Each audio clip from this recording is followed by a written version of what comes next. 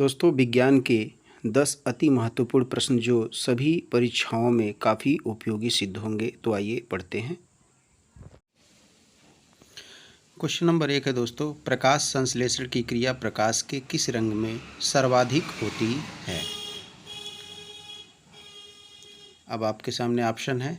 Option number A लाल रंग में, B हरा रंग में, सी पीला रंग में, डी बैंगनी रंग में।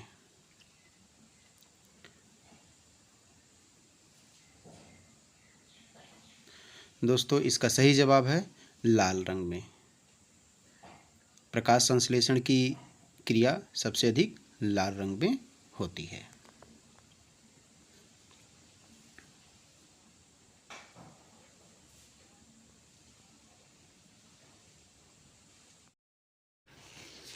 क्वेश्चन नंबर 2 है दोस्तों, गाड़ी के साइड मिरर के रूप में किसका प्रयोग किया जाता है? उत्तर के रूप में ऑप्शन है। पहला ए उत्तल दर्पण, बी अवतल दर्पण, सी उत्तल लेंस, डी अवतल लेंस। तो इसका सही जवाब क्या होगा दोस्तों? उत्तल दर्पण। उत्तल दर्पण इसका सही जवाब है। जी हाँ दोस्तों, गाड़ी के साइड मिरर के रूप में उत्तल दर्पण का ही उपयोग किया जाता है। क्वेश्चन नंबर 3 है दोस्तों, दर्पण में व्यक्ति का प्रतिबिंब पूरा दिखाई देने के लिए दर्पण की ऊंचाई होगा। तो ऑप्शन है ए व्यक्ति की ऊंचाई के बराबर, बी व्यक्ति की ऊंचाई के आधा, सी व्यक्ति की ऊंचाई के 2 गुना और डी व्यक्ति की ऊंचाई के 1/3। तो दोस्तों, इस प्रश्न का सही जवाब होगा व्यक्ति की ऊंचाई के आधा।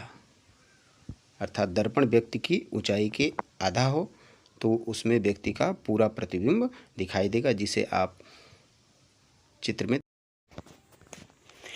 अगला क्वेश्चन है दोस्तों, प्रकाश स्पेक्ट्रम में रंगों की संख्या कितनी होती है?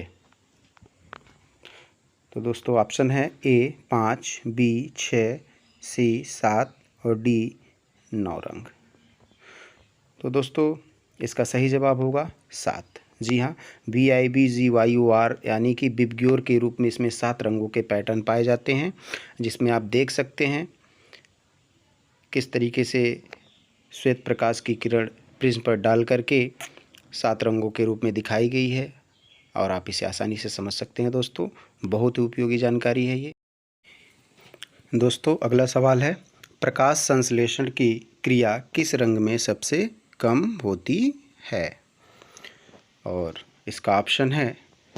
ऑप्शन ए लाल रंग में, ऑप्शन बी नीला रंग में, ऑप्शन सी बैंगनी रंग में और ऑप्शन डी हरा रंग में। तो दोस्तों, इसका सही जवाब है हरा रंग। जी हाँ दोस्तों, हरे रंग में प्रकाश संश्लेषण की क्रिया सबसे कम होती है, क्योंकि जो क्लोरोफिल होता है वो हरे रंग के प्रकाश को नहीं के बराबर अवशोषित कर पाता है, अर्थात ज़्यादा से ज़्यादा हरा रंग परावर्तित हो जाता है।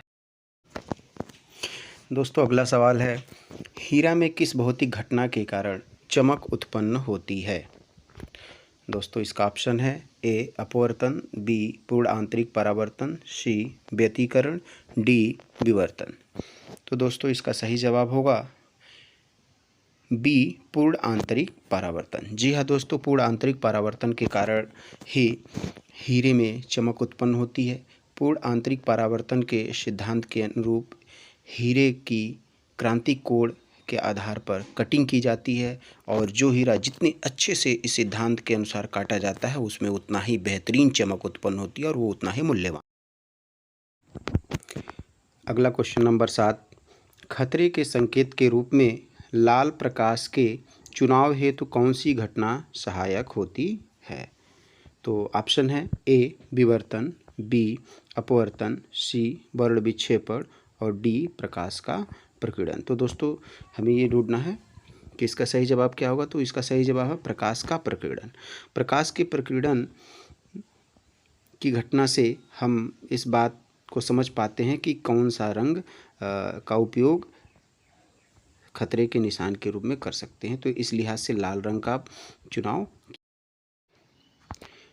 दोस्तों अगला क्वेश्चन है, प्रकाशिक तंतु अर्थात फाइबर ऑप्टिक्स में कौन सी घटना सूचना के आदान प्रदान हेतु जिम्मेदार होती है?